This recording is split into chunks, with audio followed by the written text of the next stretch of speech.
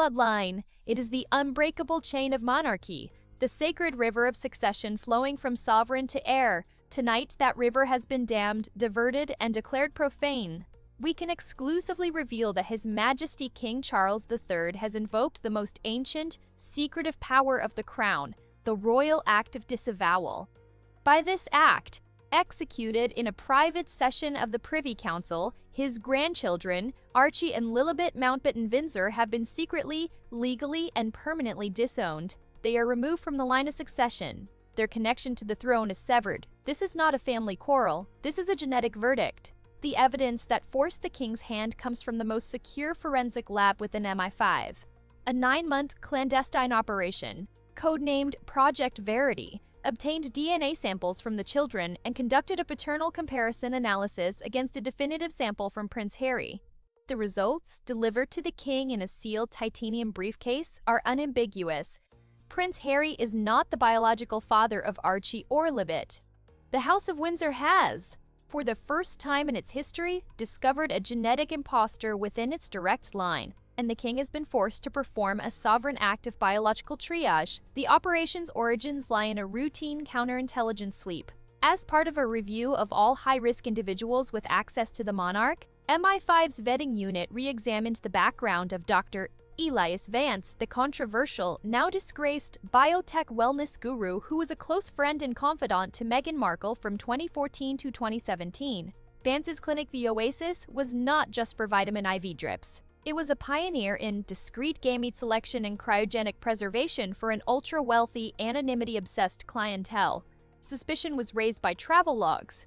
Vance was in London under a private medical visa for a precise 48-hour window that overlapped with the likely conception period for Archie, Harry's publicly confirmed location at the time, 6,000 miles away at the Invictus Games, Sydney.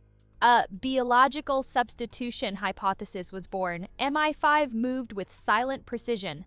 A passive collection protocol was authorized. A used pacifier from Archie, discarded after a public park outing in Vancouver, was recovered. A hairbrush with Lilibet's hair from a hotel room in New York was secured.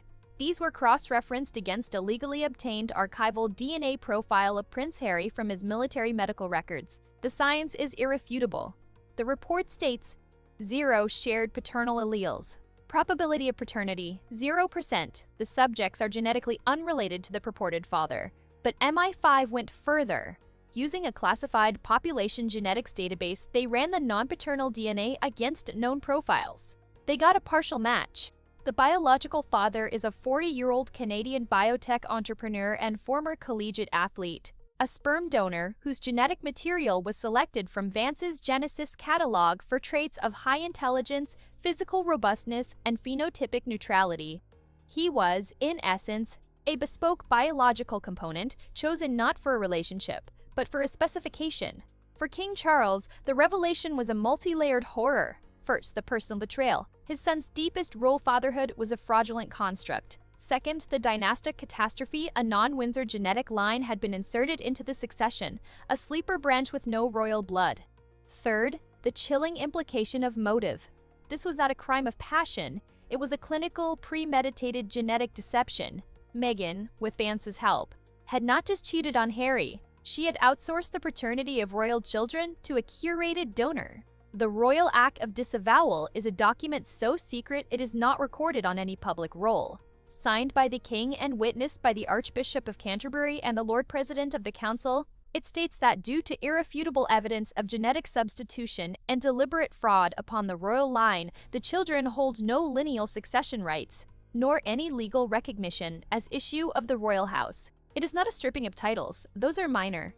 It is a genetic annulment. It declares in the eyes of the crown that these children never were and never could be royals. The king has not told Harry. The information is too devastating, too dangerous. It is held in the Crimson File, accessible only to the monarch and the MI5 Director General. But the act is done. The line is cleansed. The throne is safe from a genetic interloper. And somewhere in Montecito, 2 children play, unaware that their grandfather, the king, has just legally erased them from his family's history. Based on a science so cold it has frozen his heart, the disavowal is a sovereign secret. But in the modern world, no secret is truly sterile. The King's Act has triggered a containment protocol of unprecedented scope. designed to wall off the truth with layers of state power, legal fiction, and, if necessary, sanctioned oblivion. The Crimson File is not just a document, it is an ongoing operation. MI5 has assigned a dedicated legacy case officer whose sole task is to manage the fallout. Their first action, source eradication. Dr. alias Vance was found dead in his Los Angeles home 2 weeks ago. The official cause, accidental fentanyl overdose. The private intelligence community is whispering about a professional sanitization. The man who facilitated the genetic deception has been permanently silenced. The Genesis catalog and its servers have been physically destroyed in a mysterious fire at a data center in Reykjavik. Simultaneously, the UK's General Register Office has been quietly instructed to segregate and encrypt the birth certificates of Archie and Lilibet. They remain legal documents, but they are now flagged with a Royal Interest No Disclosure marker, preventing any future journalistic or genealogical inquiry from accessing them without triggering an immediate alert to MI5.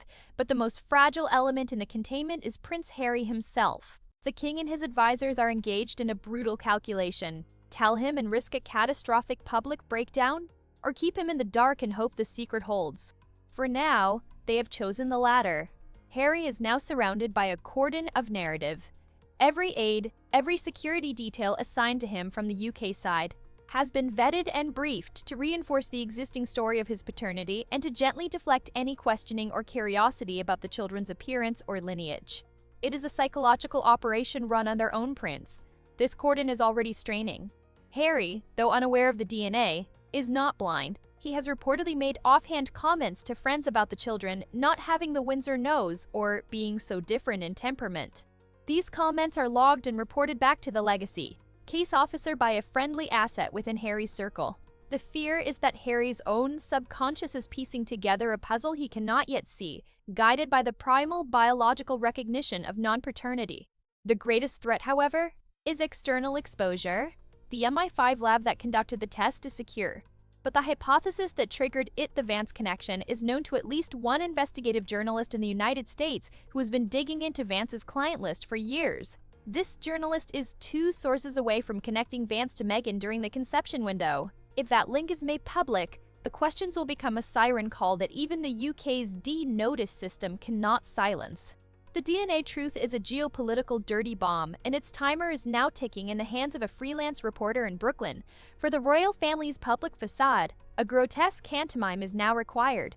Official family photographs must still include the children.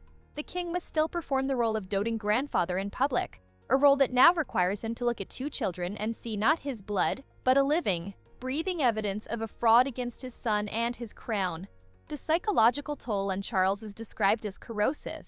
He is playing the part for the survival of the institution, but each performance is killing the father within him. And for Meghan, she operates in a state of calculated normalcy, but according to intercepted financial traffic, she has recently moved a large sum of money into a Liechtenstein-based asset protection trust, a classic move for someone preparing for a liability to explode. She knows the sword of Damocles hangs by a single delicate thread.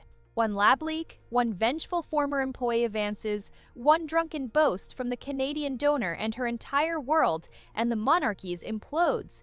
The king's disavowal was a silent, surgical strike, but the aftermath is a battlefield. It is a battle to control a narrative, to manage a prince's subconscious, to outrun an investigative journalist, and to maintain a lie so profound it underpins the public identity of 2 innocent children. The DNA result was a fact. The war is over its consequence, and the weaponized truth is now a silent, genetic ghost, haunting the halls of Windsor, waiting for its moment to scream. All containment fails. Every secret, in time, finds its heir. The Brooklyn journalist did not get a source. He bought one. A disgruntled former MI5 lab technician, drowning in gambling debts, sold the Verity report summary for a price that clears his tabs and ends his life. The headline is global, instant, and merciless. DNA proves royal here hacks. For Harry, the world ends in a hotel room in Tokyo. An aide hands him a tablet with the report. The science is a blunt instrument. It does not argue, it states. He reads the lines about allele mismatches and donor number 734. He sees the Genesis catalog page with Meghan's initials.